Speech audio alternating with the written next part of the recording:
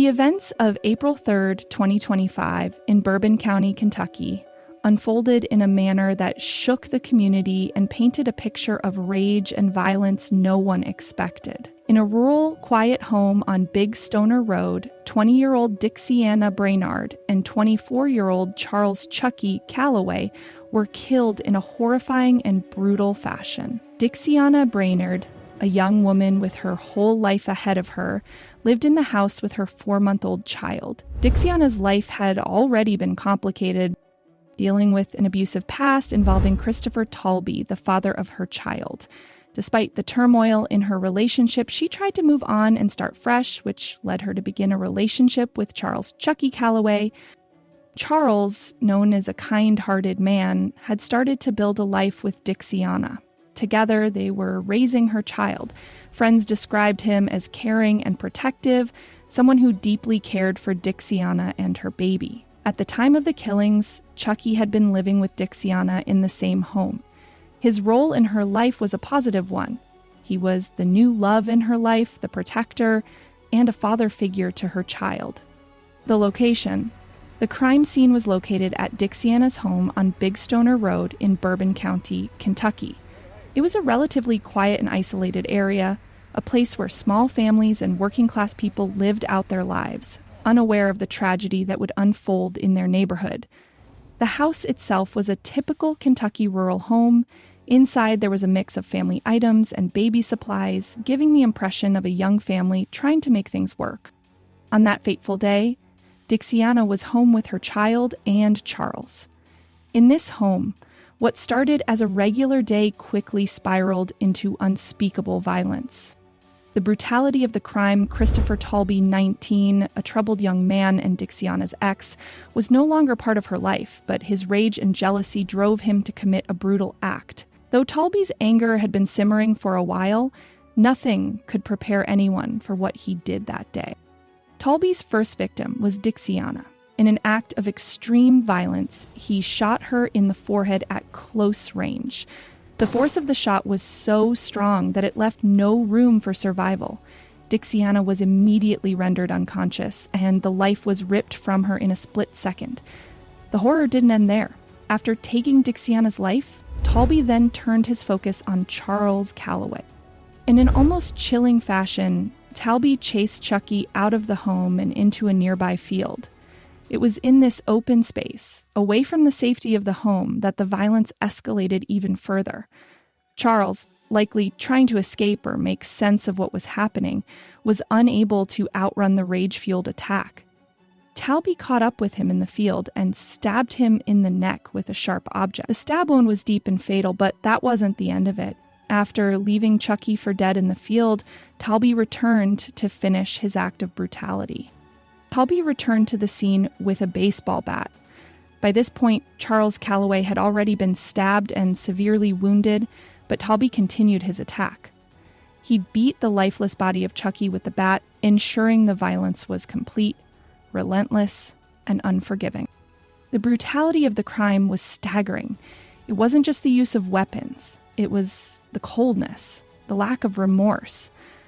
The deliberate pursuit of Chuckie into the field, the stabbing, and then the return to beat him with a bat shows the level of anger and rage Taulbee harbored.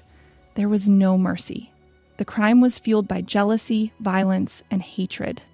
The presence of the baby. Amid all the violence, one heartbreaking detail was that the child, a 4-month-old infant, was present in the home during the murders. The baby was found unharmed both physically and emotionally, though the trauma of witnessing the brutal murders will undoubtedly affect the child for the rest of their life.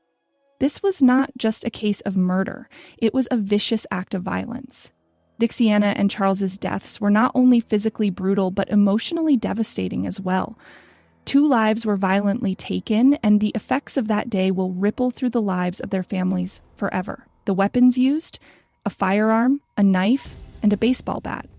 Paint a picture of a crime driven by overwhelming rage and personal vendettas. The scene itself, the house, the weapons, and the victims all combine into a chilling snapshot of a brutal double murder that shocked the community. The brutal murders of Dixieana Brainard and Charles Callaway rocked Bourbon County to its core. It didn't take long for authorities to realize they were not dealing with a random act of violence. This was something far more personal, and it demanded immediate attention. On the morning of April 3rd, 2025, a chilling 911 call was placed. The voice on the other end was shaken. A family member had arrived at Dixieana's home and found the bodies. Responding officers from the Bourbon County Sheriff's Office arrived on scene within minutes. What they walked into was straight out of a nightmare. Inside the home, they found Dixieana Brainard, 20 years old, lying dead with a gunshot wound to her forehead. Her body was discovered in the living room area. Blood had pooled on the floor, and it was clear she had died instantly. A short distance away, in a nearby field, lay Chuckie Callaway, 24, who had sustained stab wounds to the neck and blunt force trauma to his body. His injuries suggested he had been attacked more than once and that he may have tried to escape. One detail that stunned officers was the presence of Dixieana's 4-month-old baby still in the home, alive and unharmed. Investigators quickly realized they had a complex case on their hands. A double homicide, a potential domestic link, and a child who may have been the silent witness, securing the scene and gathering evidence. Crime scene technicians quickly locked down the area.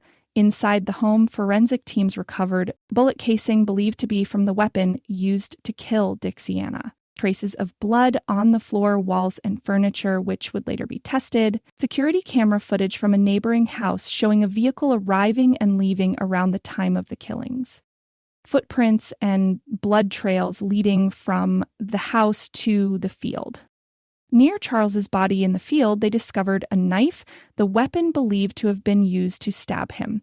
And back inside the home, they found a bloodied baseball bat, assumed to be the weapon used to bludgeon him after the stabbing. Detectives also took the infant into protective custody and quickly alerted social services.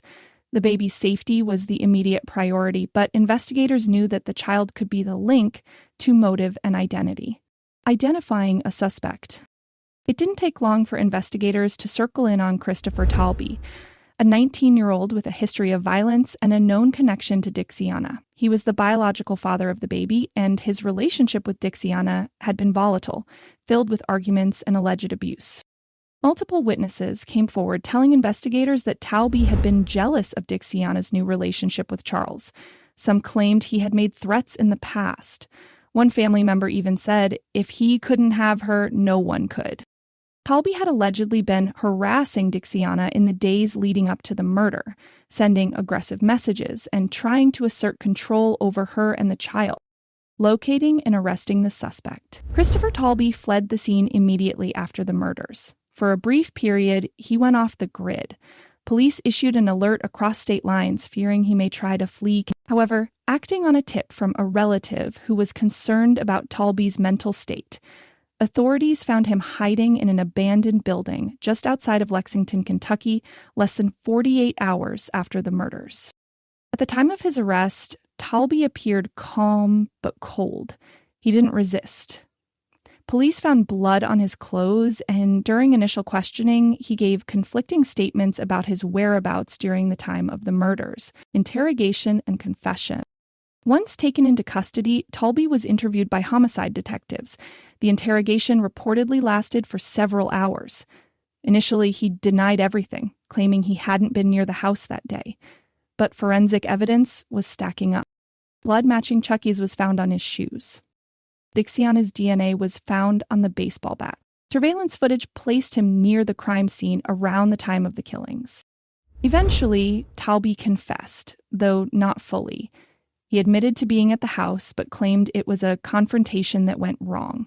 He alleged that he went there only to talk to Dixieana about custody of the baby and that things escalated.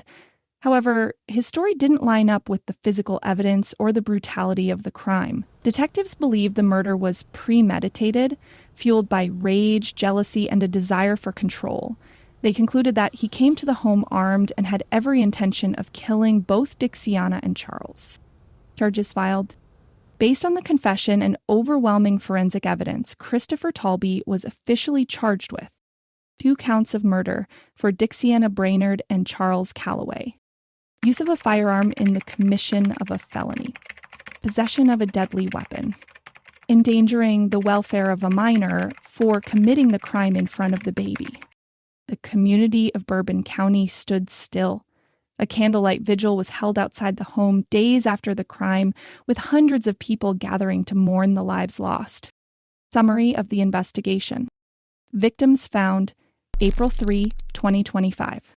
Scene evidence, bullet casing, blood patterns, murder weapons. Child present, 4-month-old baby found unharmed. Suspect, Christopher Taulbee, 19, ex-partner of Dixieana. Arrested within 48 hours after tip-off. Evidence, surveillance footage, DNA, blood traces, confession. Charged 2 counts of murder plus other charges. Initial court appearances. Following his arrest, Taulbee was brought before a judge for his first court appearance. During this hearing, the prosecution laid out the preliminary evidence, the bloody weapons, DNA evidence, surveillance footage, and a partial confession. Taulbee was denied bail due to the violent nature of the crime and the risk of flight. His defense attorney argued that the murders were not premeditated, hinting at emotional instability and possible mental health concerns. Grand jury and indictments. A few weeks later, a grand jury indicted Taulbee on 2 counts of first-degree murder. The indictment moved the case forward to pretrial hearings. Pretrial revelations. During pretrial motions, several key developments came to light. The defense is attempting to argue mental instability at the time of the murders. My reviews, prosecutors are presenting new forensic evidence, including blood pattern analysis and text messages showing escalating threats from Taulbee to Dixieana. Witness testimony from neighbors and family members indicate that Dixieana had expressed fear for her life in the weeks leading up to the murder. These revelations are setting the stage for a highly emotional and intense trial. Trial date and future hearings. As of now, April 2025, the trial is scheduled to begin in late summer of 2025. The court expects the proceedings to last several weeks given the dual murder charge and the emotional weight of the case. More pretrial hearings are expected in the coming months, particularly as the defense finalizes its list of expert witnesses. The prosecution seeks to include previous domestic violence history as part of their narrative. The trial will determine whether Taulbee will receive life in prison or potentially face enhanced penalties due to the crime being committed in front of a child. Victim impact statements are likely to play a major role during sentencing, should a conviction be secured. Dixieana Brainard's family has spoken out through interviews and community vigils. Her mother called Dixieana a beautiful soul who was trying to rebuild her life and raise her daughter in peace. They say she had finally started smiling again before Taulbee shattered that. Chuckie Callaway's family described him as a protector, not a fighter, someone who loved Dixieana and was trying to help raise the baby as his own. His sister said in an emotional interview, "He didn't deserve this. He was finally happy, and she, Dixieana, was his peace." At a memorial held 2 weeks after the murder, both families stood side by side, holding photos and candles. Justice and accountability are what they want most now. The suspect's family. Taulbee's relatives have stayed mostly quiet, but one family member, believed to be his cousin, gave a brief statement saying, "We are shocked.